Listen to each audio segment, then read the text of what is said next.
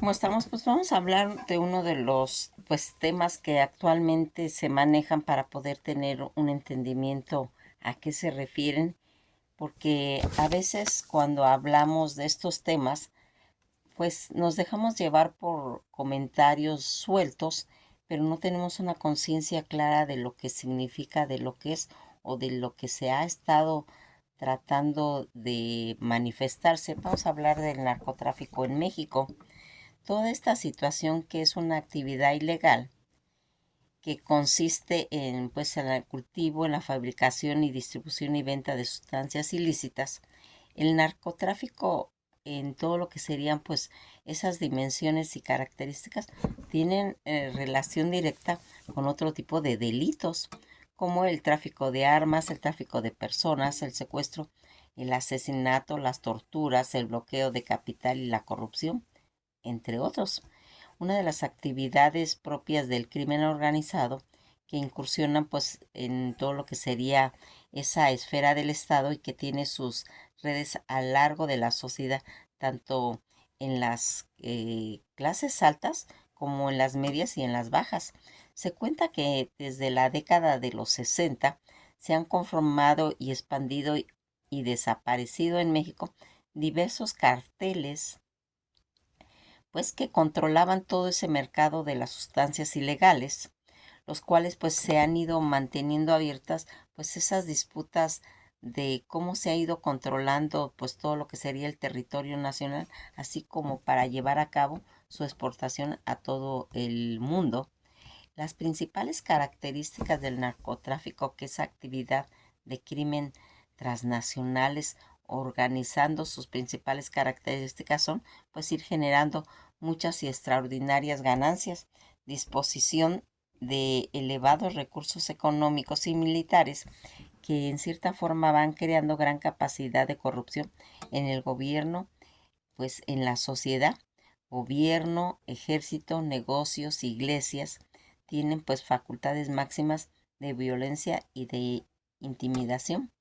Estas organizaciones, que se puede decir que son tan sofisticadas desde las operaciones que se realizan, gran destreza de producción deben de tener, crear retos de gobierno y la sociedad en función de su multidimensionalidad, implicaciones de carácter, se puede decir que económico, político, pero también social.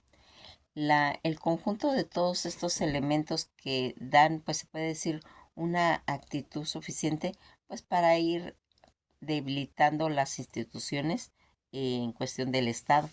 Aquí va a intervenir algo. Fíjense en que esto se podría pensar que es nuevo, pero no. Esto viene desde los antiguos pobladores que consumían varios tipos de plantas en diversos ritos antiguos, como los chamanos, que eran sus principales usuarios hasta la caída de de Tlaxcala y el abandono del Popocatépetl. Centros, se puede decir que principales, donde se consumía algunos tipos de hongos alucinógenos, mas sin embargo su consumo era únicamente para fines ritualísticos, no comerciales. De acuerdo con Astorga, a principios de los siglos pasados, cuando se hablaba de fumadores de opio, se les relacionaba invariablemente con la minorías chinas en Mazatlán. Relatan un caso de divorcio entre un chino y una mexicana, dio pie a comentarios sobre las costumbres atribuidas al esposo, quien comía ratoncillos con limón y otros guisos de este género, practicando, se puede decir, un culto de Mahoma. Se negaba a tomar baños, todo lo cual quería como sería como un estilo de vida y adaptarse a su compañera, además de pretender a usarse hasta prendas de ropa usadas en China que fumaban opio. Toda esta situación en la que se va haciendo, usualmente se dice que ese narcotráfico en México va a comenzar a manifestarse casi a principios del siglo XIX en el estado de Sinaloa. No obstante, al día de hoy, con todas las investigaciones que se ha hecho, llevadas a cabo se conocen datos distintos, distintas personalidades del ilícito que pues abundaban en los estados como ya de Chihuahua, de Coahuila, de Durango y de Sonora. Algunos de estos son la Chata, Pablo González, el Pablote, Ignacia, la Nacha, Jackson, entre otros. Estas últimas destacados entre todos por ser las primeras líderes criminales en control de todo lo que sería ese tránsito internacional, tanto de cocaína, de marihuana, de heroína, además del alcohol, durante su prohibición en los Estados Unidos. Todo esto desde la comodidad de su residencia en Ciudad Juárez. Por esto es que se ha dado en llamar la abuela del narcotráfico.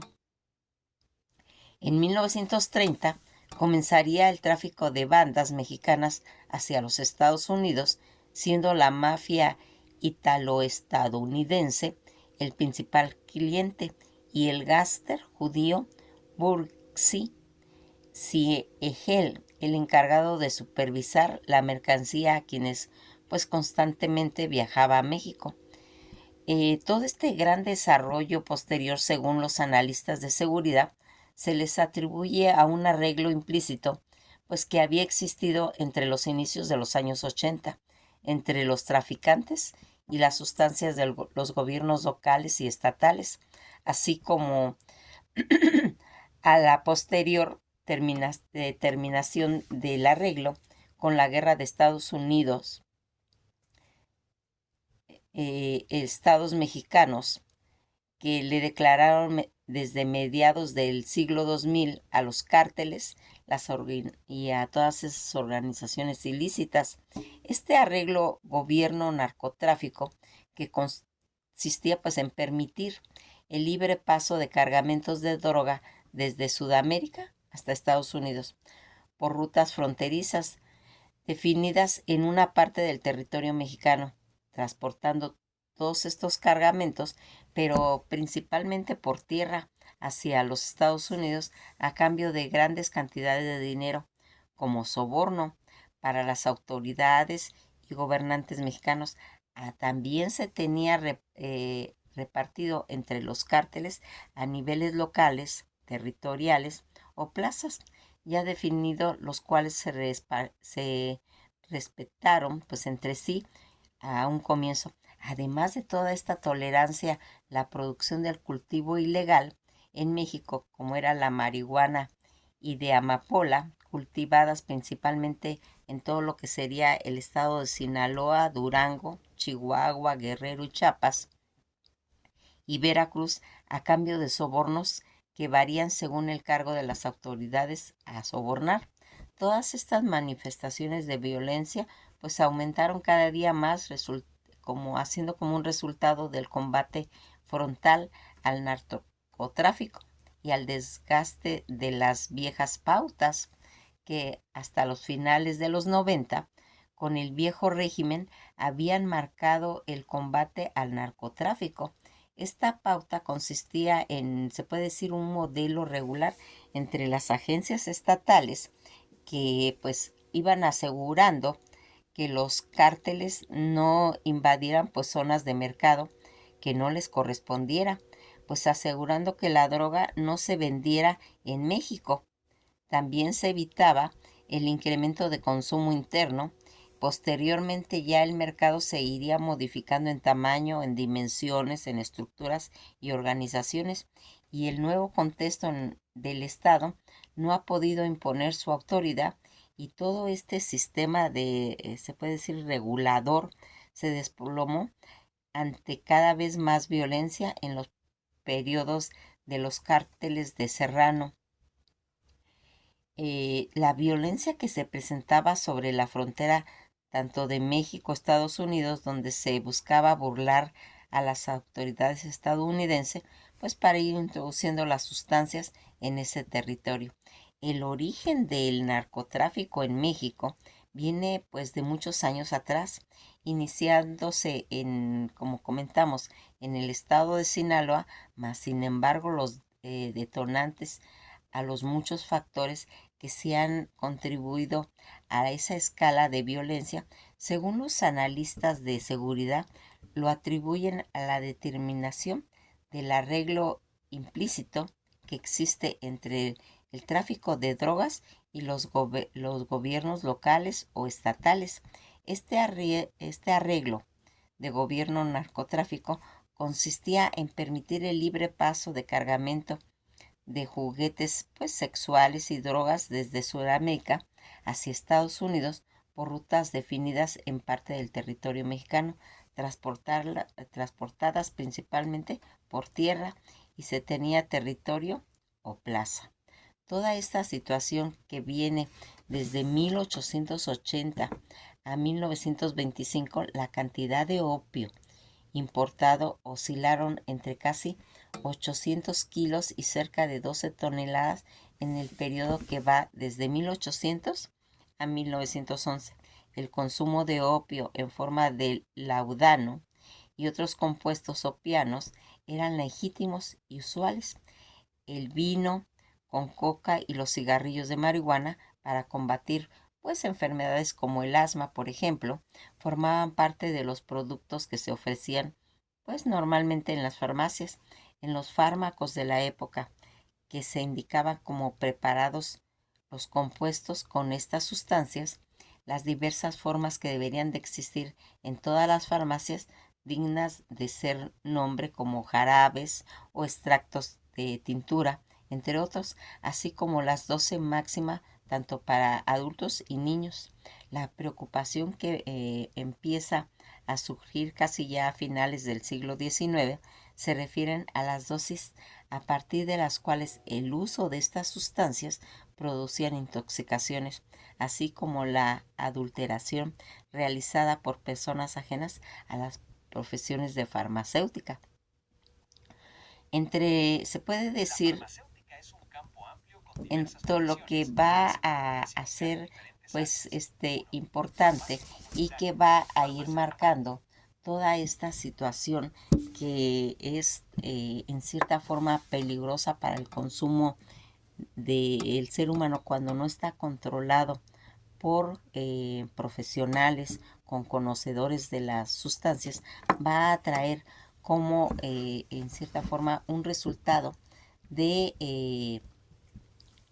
ir haciendo que tengan pues toda esta situación, eh, se puede decir alarmante para los países, y que va a hacer algo que aquí se va a ir marcando, como habíamos dicho, que con estas sustancias que estaban en determinado momento produciendo intoxicaciones, y que las causas de ingreso a las prisiones, que serían a finales del siglo XIX y a principios del siglo XX, se encuentran pues con mayor frecuencia la ebriedad y las riñas. Las raras veces pues caen presos por todo lo que sería todo este consumo de marihuana, de opio y de derivados de la cocaína.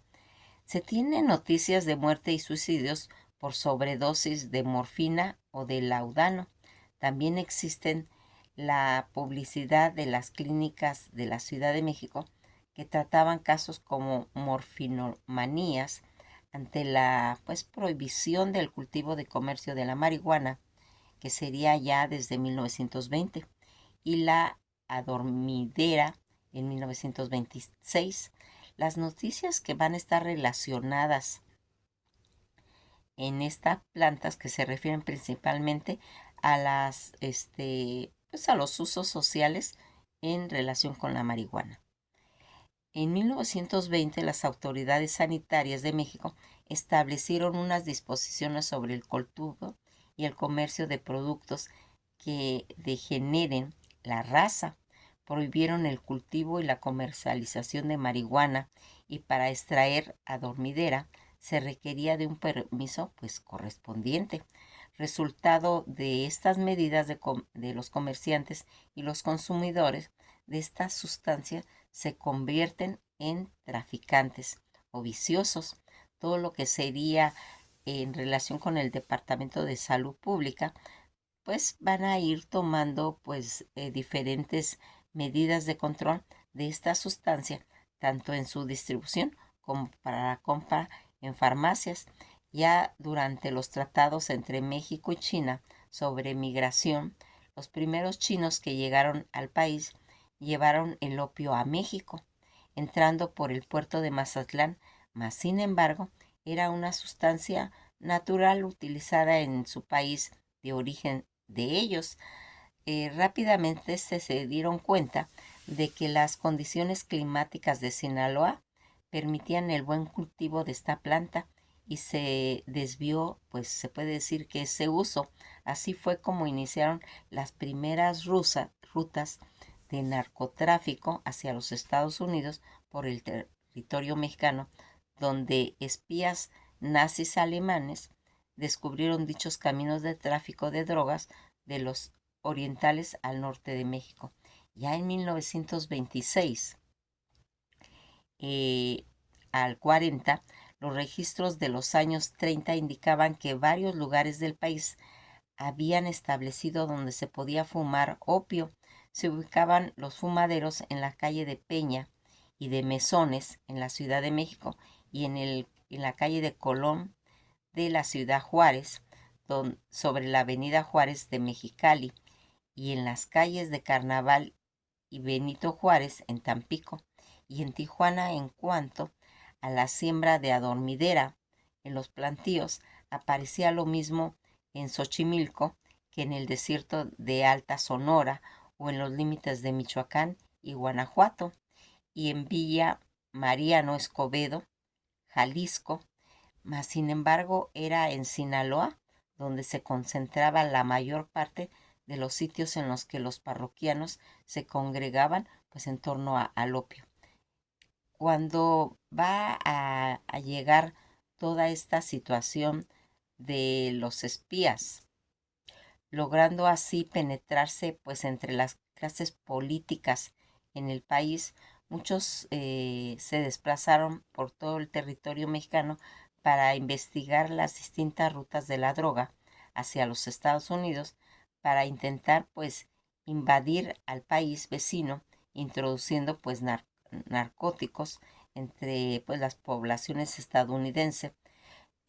Los alemanes debían tener pues dominio y conocimiento de la cultura pues local de los mexicanos y su comportamiento en el gobierno mexicano, y al darse cuenta de que estaban siendo pues informados, compartidas, dada pues en todo lo que estaba considerado en la inteligencia naval estadounidense, que vendría siendo ya desde 1942, inicio inmediato de una cacería en esa época, tomando como argumento que había una posible invasión de Alemania hacia los territorios nacionales. Este acto, que orilló a los alemanes a esa resistencia entre México, a que ellos huyeran pues a Argentina.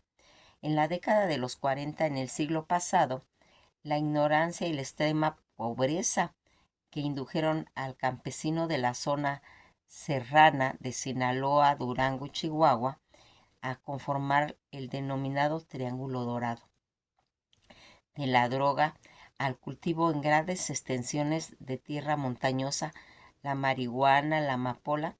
Toda esta actividad con el paso del tiempo se convertiría en una enorme mina de oro para los cárteles de la droga, pero también se trajo consecuencias funestas para futuro para la población, pues debido a toda esa violencia que desató por el control de cultivo.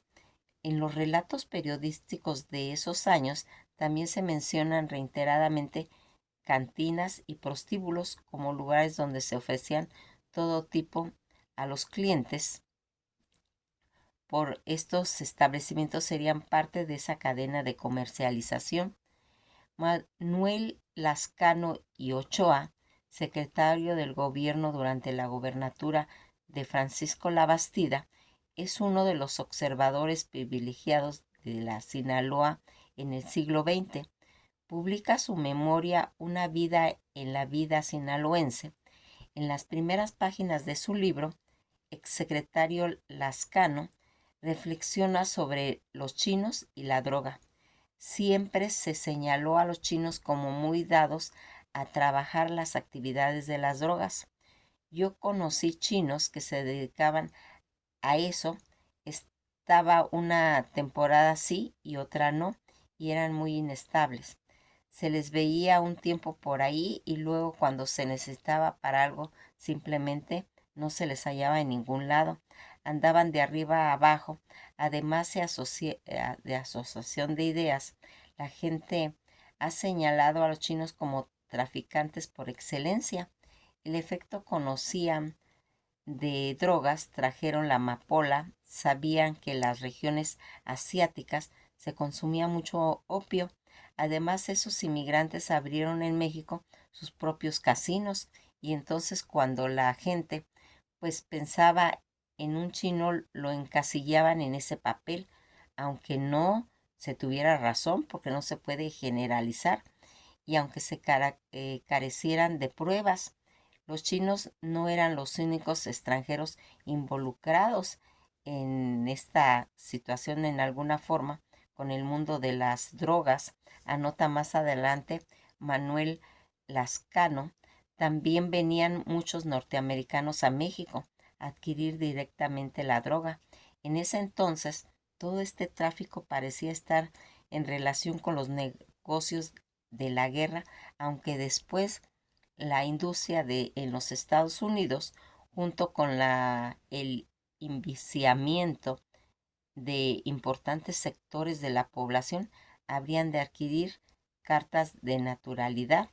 Mas, sin embargo, los propios sinaloenses, sin embargo, eran actores centrales del tráfico incipientes en aquellos años. Yo conocí a varias personas que sembraban. Se trataba de amigos míos que cultivaban amapola y luego la cosechaban, se iban a Nogales, vestidos como campesinos, con 4 o 5 bolas en un beliz y morrales.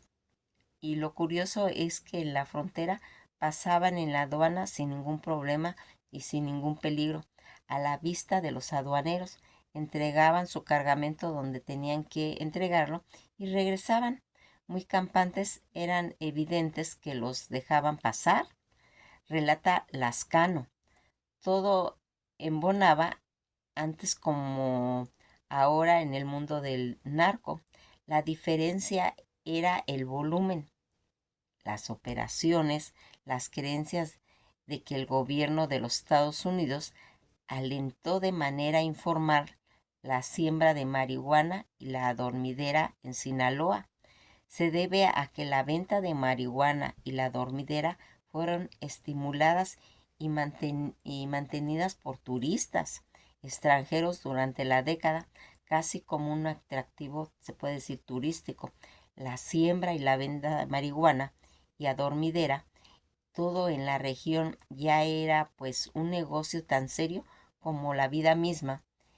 En los 40, un grupo encabezado por el jefe de policía judicial, Alfonso Laizoala, llegó a Los Alisos, en un pueblo de Badiraguato, y destruye un sembradío lleno de flores de marihuana, de amapola, además de decomisar pues varias latas de goma. Al regresar a Culiacán, entre la maleza de la serranía, aparece una docena de hombres armados que emboscaron a los judiciales de Francisco Urías, secretario de jefe de policía. Se llevaron al Leizoala, quien quedaba malherido, a una pues choza cercana al poblado de Santiago de los Caballeros. El resto de los judiciales pues huyeron. Mientras el jefe de la policía estaba siendo curado en la choza, un grupo de pistoleros llega y se lo lleva a otra casa, donde lo torturan y un par de horas antes de colgarlo en un árbol, pues como se puede decir una advertencia de que Badiraguato no iba a dejar ser un lugar de producto de drogas. La distribución de marihuana en la Ciudad de México produjo que las organizaciones criminales existentes pues aprovecharan la oportunidad de se apropiaran del comercio y la información de la prensa en algunos narcotraficantes determinados confirmarían la existencia de varias redes de comercialización personalidad en la ciudad y por segmentos del mercado. Ya en 1960 a los 70, durante el gobierno del presidente mexicano Miguel Alemán, nació la desaparecida Dirección Federal de Seguridad, que se encargó del espionaje político principalmente contra los comunistas mexicanos y enemigos del régimen del PRI, así como el combate al narcotráfico. Mas, sin embargo, más adelante se comprobó que altos mandos de la dirección se involucraron en el narco e incluso lo permitieron. Hacia los años 60, durante el Festival de Rock y Ruedas de Avándaro, se distribuyeron drogas entre los jóvenes para poder castigarlos ante la sociedad mexicana. Durante toda esa época sonaba el singular tema Marihuana a ritmo de rock, en los que se irían haciendo. Ya más adelante, en 1963, Alberto Mariscal rueda la película División Narcóticos, donde relata parte de la ilegal actividad en México del tráfico de estupefacientes. En esa misma década, pues habría señalamiento del gobierno de Estados Unidos sobre México de permitir con la vía del Estado el libre paso de diferentes drogas hacia Estados Unidos, entre ellos la más popular como la marihuana y el LSD. No obstante de haber pues firmado el tratado entre dos naciones de convención única sobre estupefacientes en el presidente de los Estados Unidos, Lyndon B. Johnson y Gustavo Díaz Ordaz, de los cuales el presidente Johnson reprochó al presidente mexicano la situación, ante lo que Díaz Ordaz reviró con la frase memorable a Estados Unidos de que México es el trampolín de la droga hacia Estados Unidos, cierra sus albercas y se acaba el trampolín, comentó Díaz Ordaz. Así, en 1970 se emprende la campaña contra la siembra del narcotráfico. Toda esa operación de intercepción de Estados Unidos fue un fracaso, operación que se hostigó a México a detener el paso de drogas e indocumentados hacia su país en 1969, que fue secreta por el gobierno Richard Nixon. En el periodo gubernamental de Ernesto Zedillo, la corrupción del narcotráfico alcanzó al ejército, al que ya se le utilizaba de manera frecuente en la lucha contra el crimen organizado. Algunos de sus altos mandos resultaron implicados en escándalos de dimensiones mayores al ponerse pues al descubierto una parte de entramado de complicidad de Carrillo Fuentes, que había construido al interior de la Secretaría de la Defensa Nacional cuando ya estamos en 1976 en pleno régimen del partido oficial PRI. Cuando estaba el presidente José López Portillo, va a tomar el cargo a la presidencia de la República. Inmediatamente mandó a llamar y apadrinó a un viejo que le defendía de los golpes de otros cuando era niño, y era momento de agradecer el favor. Se trataba del sonorense Arturo Durazo Moreno, un inspector de tránsito capitalino, dándole la posición de jefe de la Dirección de la Policía y Tránsito de la Ciudad de México, lo cual le dio pie a convertir a la institución que comandaba en un símbolo de corrupción, ya que se enriqueció ilícitamente por varios medios, entre los que se encontraba permitir y colaborar con el tráfico de armas y de drogas, además de enviar a sus oficiales de policía a asaltar bancos y extorsionar a diestra y siniestra a la ciudadanía capitalina para obtener los recursos financieros para su propio beneficio. Incluso construyó su famosa casa, el Partenón, propiedad en el sureste de México, y que aquí va a ir haciendo ya en los años 80, en 1985 fue apresado por el gobierno del expresidente Miguel de la Madrid, Arturo Durazo Moreno, a quien le fincó su relación con el narcotráfico, esto como parte de sus promesas de campaña para presidente en el que cambiaría al país erradicando la corrupción y la renovación moral. Aquí nos vamos a quedar para que vayamos siguiendo toda esta sucesión de acontecimientos en lo que sería la parte de la historia del narcotráfico en México. Que pasen un día agradable y esto ha sido todo por hoy.